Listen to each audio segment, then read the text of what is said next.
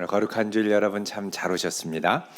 오늘 본문 말씀을 중심으로 해서 부활의 언어로 성경 바라보기, 부활의 언어로 성경 바라보기라는 제목으로 함께 말씀을 나누도록 하겠습니다. 2002년과 2003년에 전 세계에 있는 수학자들이 크게 놀랄 일이 하나 있었습니다. 그것은 바로 수학계에서 가장 풀기 어렵다고 하는 7대 난제 중의 하나인 이 푸엔칼의 가설을 증명하는 논문이 러시아의 한 무명의 수학자의 홈페이지에 게재되었기 때문입니다. 우리는 흔히 수학하면 답이 있는 학문이라고 생각합니다. 그도 그럴 것이 여러분 어릴 때 학창 시절에 풀던 수학 문제 막히면 항상 뒷면에 있는 해답풀이를 보게 되죠. 우리 주변에 인생이 수학과 같다면 얼마나 좋을까 생각하는 분들이 있을지 모르겠습니다. 답이 있으니까요. 그런데 답이 없는 경우가 너무 많아서 차라리 수학 문제 같으면 좋겠다. 그런데 여러분 수학 문제 좋아하십니까? 고민하시는 분들이 많이 계셨을 것 같습니다. 수학 분야에는 답이 있어야겠지만 아직 풀지 못한 문제들이 많이 있습니다. 특히 이 7대 난제와 같은 문제들은 100년이 넘도록 전 세계에 내놓으라 하는 수학 천재들이 평생을 매달렸어도 아무도 풀지 못했던 문제들입니다. 그래서 2000년 5월에 미국 매사추세츠에 있는 저명한 수학 연구소인 이 클레이 수학 연구소에서는 이 문제를 빨리 해결하기를 바라는 마음으로 2000년 5월 24일에 수학의 7대 난제를 선정해서 발표했습니다.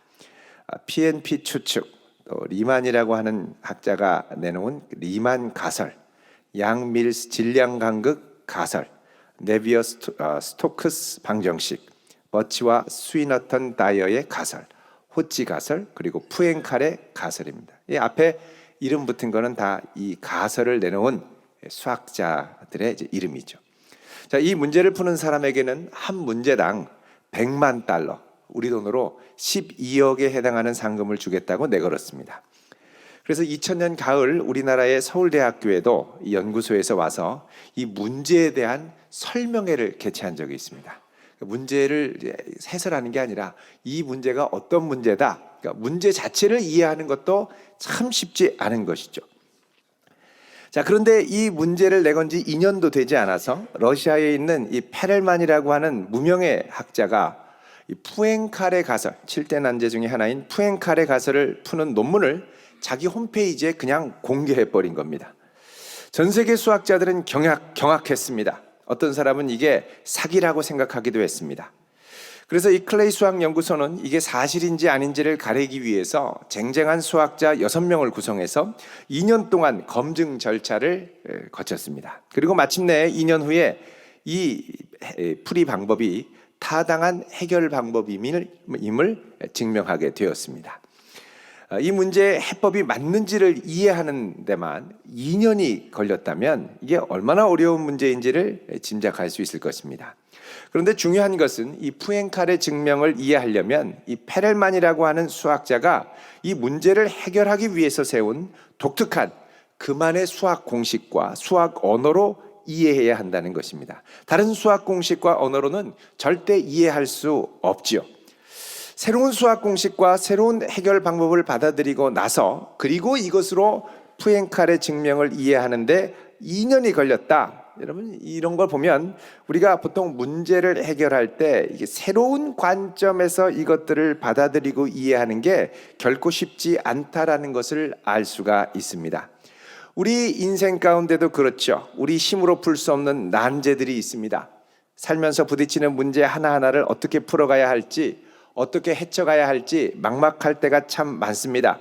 좋은 해답이라도 있으면 좋겠는데 이게 답이 아닌 경우도 많고 답인지 잘 모를 때도 많습니다. 더구나 고난과 죽음의 문제 앞에서는 더더욱 그렇죠. 특별히 죽음과 그 이후의 문제에 대해서 어떻게 될 것인가, 이게 사람이 해결할 수 있는 이해의 범위를 넘어갑니다. 그래서 우리가 이해하지 못하는 이런 문제에 대해서 우리는 어떻게 하냐? 자기만의 생각으로 이해하려고 하죠.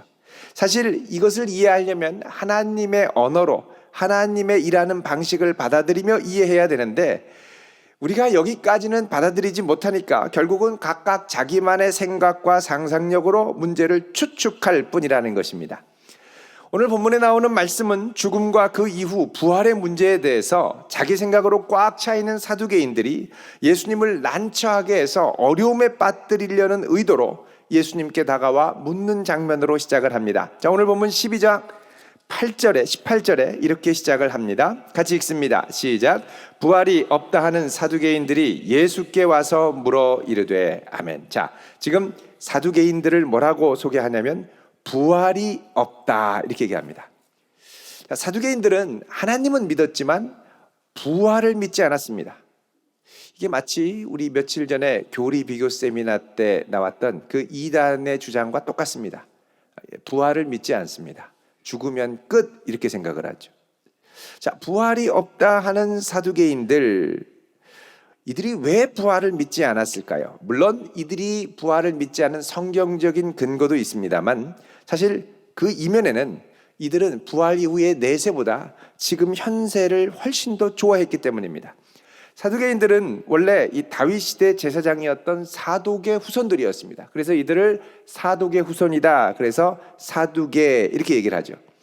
사두개인들의 후손, 이 사독 제사장의 후손, 이 사두개인들, 이들이 제사장이 되면서부터 이스라엘의 정치와 종교 권력의 이 핵심부에 항상 자리 잡았습니다.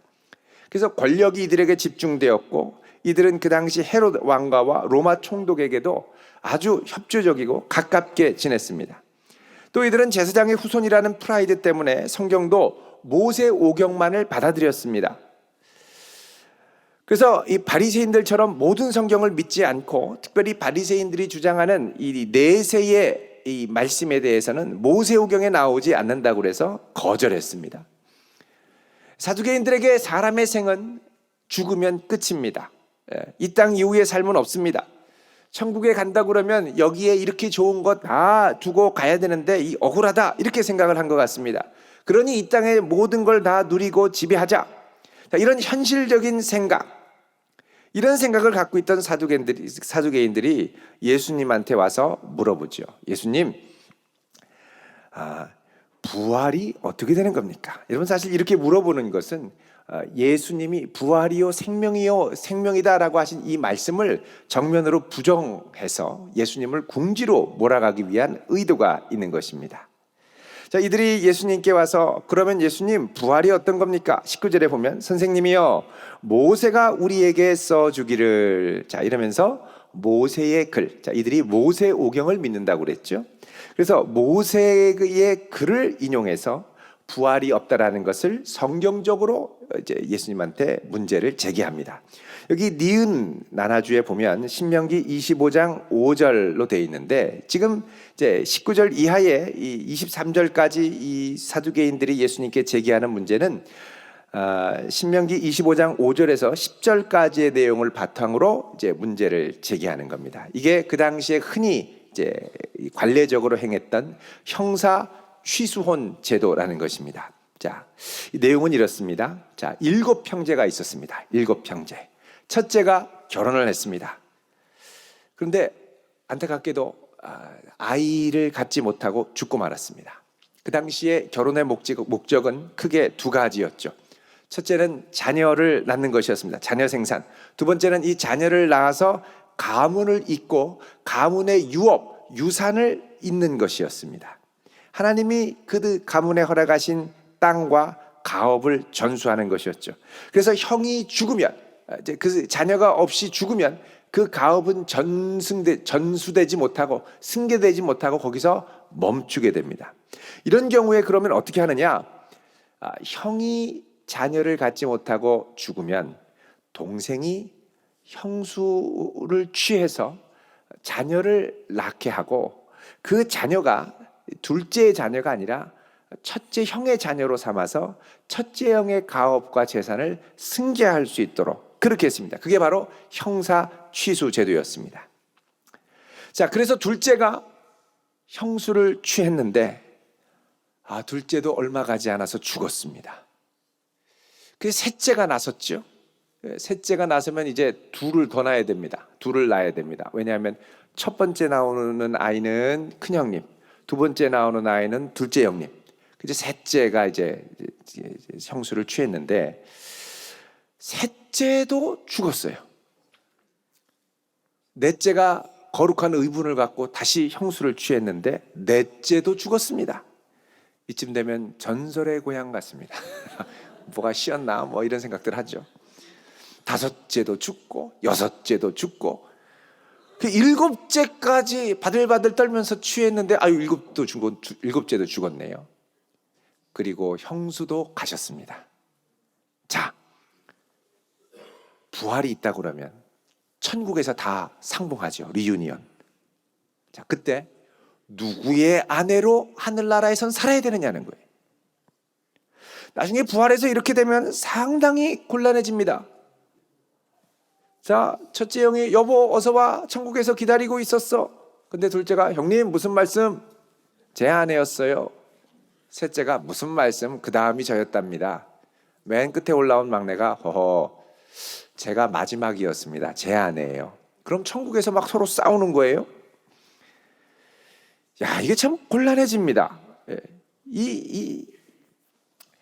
어떻게 그러면은 이 부활을 이해해야 하느냐라는 것이죠. 자, 하나님께서 이 취수혼 제도는 사두개인들이 언급하는 것처럼 이스라엘의 가업을 잇기 위해서 마련해 주신 제도였습니다.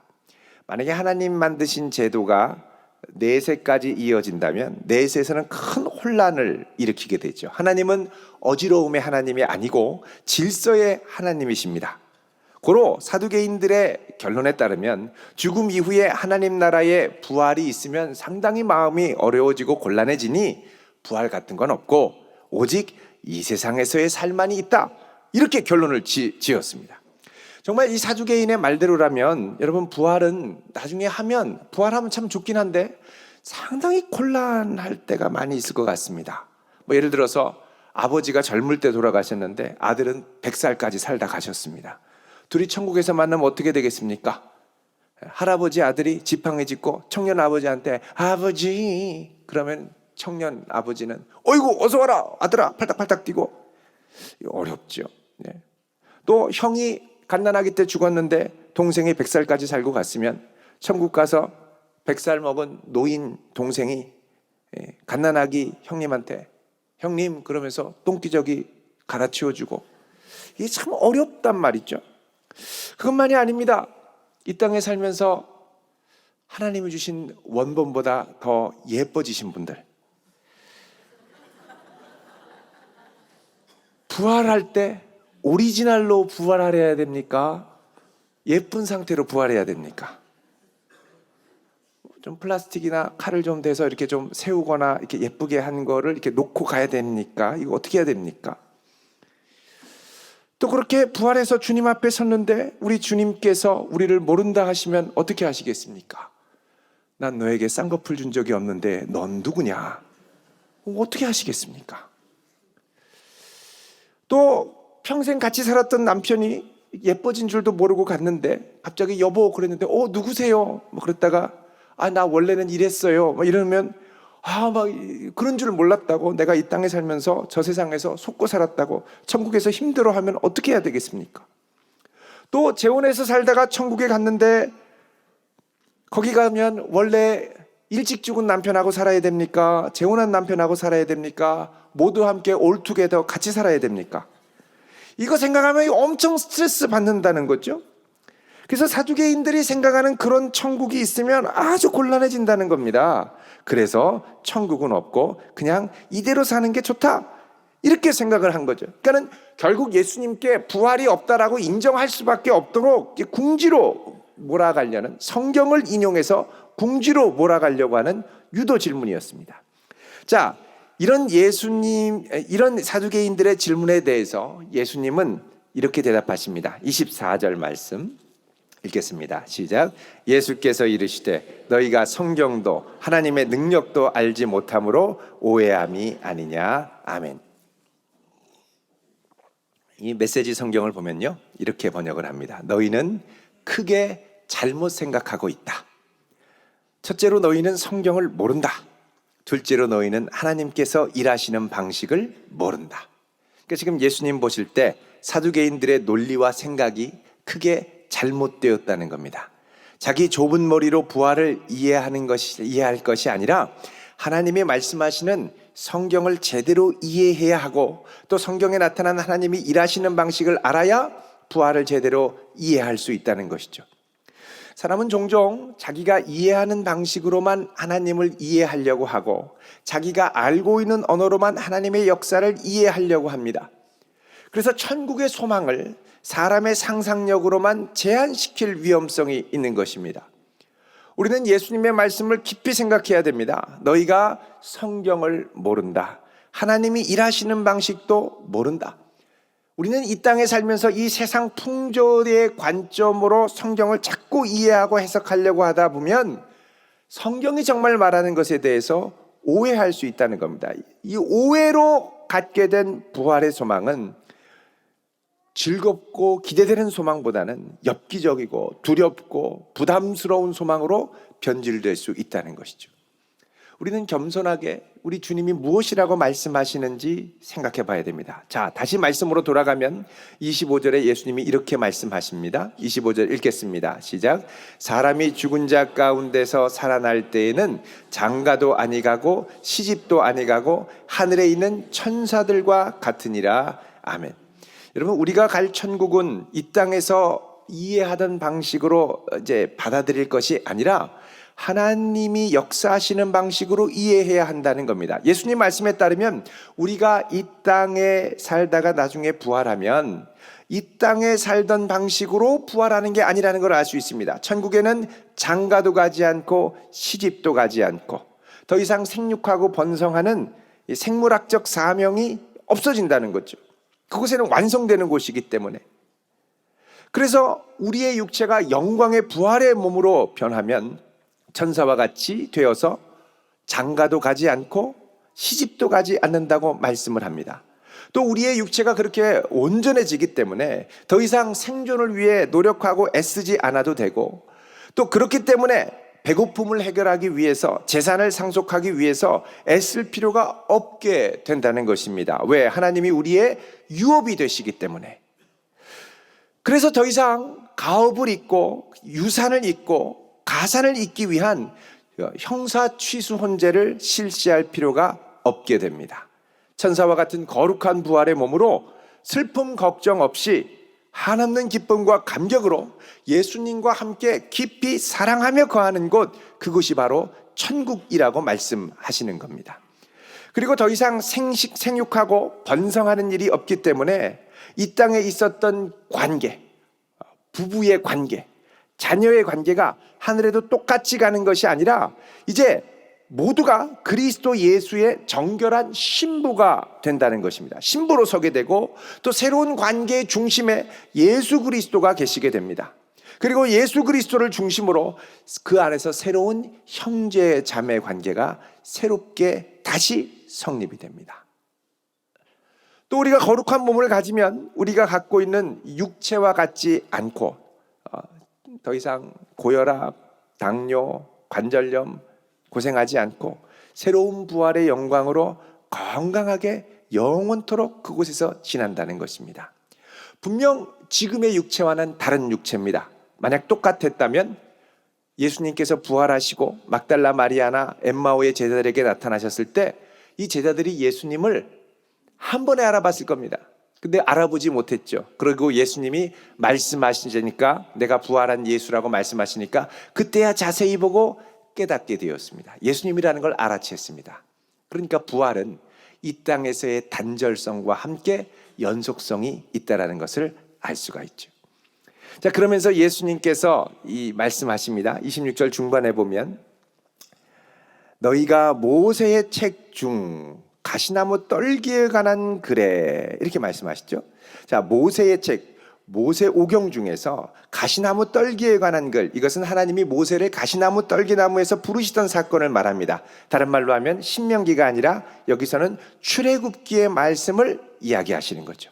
그러니까 이 사두개인들은 신명기의 말씀을 갖고 예수님께 물어봤는데, 예수님께서는 신명기의 말씀으로 출애굽기를 이해할 것이 아니고 출애굽기를 이해한 상태에서 신명기를 이해해야 온전한 부활에 대한 이해가 풀린다고 말씀하시는 겁니다.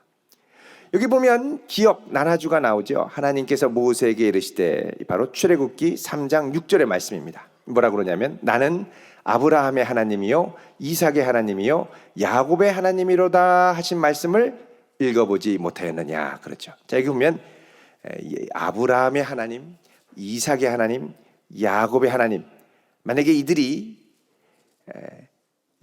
아브라함, 이삭, 야곱이 부활이 없다 그러면 하나님은 나는 예전에 아브라함의 하나님이었고 이삭의 하나님도 됐었고 야곱의 하나님도 됐었어, 이렇게 말씀하셨을 겁니다. 하나님이다가 아니라 하나님이었다라는 거죠. 근데 하나님은 여기서 다 현재적으로 말씀하십니다. 아브라함의 하나님이요, 지금도 그렇고 이삭의 하나님이요, 야곱의 하나님이요, 다 현재적으로 말씀하시죠. 어떻게 그럴 수 있느냐? 이들이 다 부활해서 하나님 곁에 있기 때문입니다. 그래서 27절에 예수님은 이렇게 말씀하십니다. 읽어보겠습니다. 시작. 하나님은 죽은 자의 하나님이 아니요 산 자의 하나님이시라. 너희가 크게 오해하였도다 하시니라. 아멘. 자, 그래서 하나님은 산 자의 하나님, 부활한 자들의 하나님이시기 때문에 너희들이 말하는 것 같은 부활에 대한 오해를 접어야 된다라고 말씀하시죠. 여러분, 만약 이 말씀대로라면 사두개인들은 어떻게 해야 됩니까? 자기들이 갖고 있는 생각과 오해를 내려놓고 하나님의 관점으로, 하나님의 눈으로 말씀과 인생을 다시 보아야 됩니다. 그리고 내가 사는 현재의 세상을 이 관점으로 새롭게 바꾸어야죠. 마치 자기만의 진리를 붙들고 있는 것처럼 교만하게 다른 사람들을 배척할 것이 아니라 겸손하게 진리를 포용하고 예수님을 받아들이고 진리의 마음을 열고 다른 이들도 진리로 포용해야 합니다. 이것을 성숙이라고 하죠. 오늘날 우리 주변에 사두개인은 아니지만 사두개인과 같이 성경을 오해하게 하고 또 하나님의 능력에 대해서 무지하게 하는 유혹들이 많이 있습니다. 가장 큰 유혹의 통로 중에 하나는 유튜브입니다.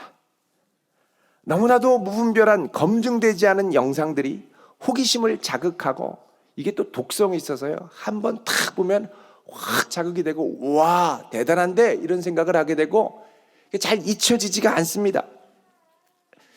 제가 지난주에 교회에 상담 전화가 걸려와서 받았습니다.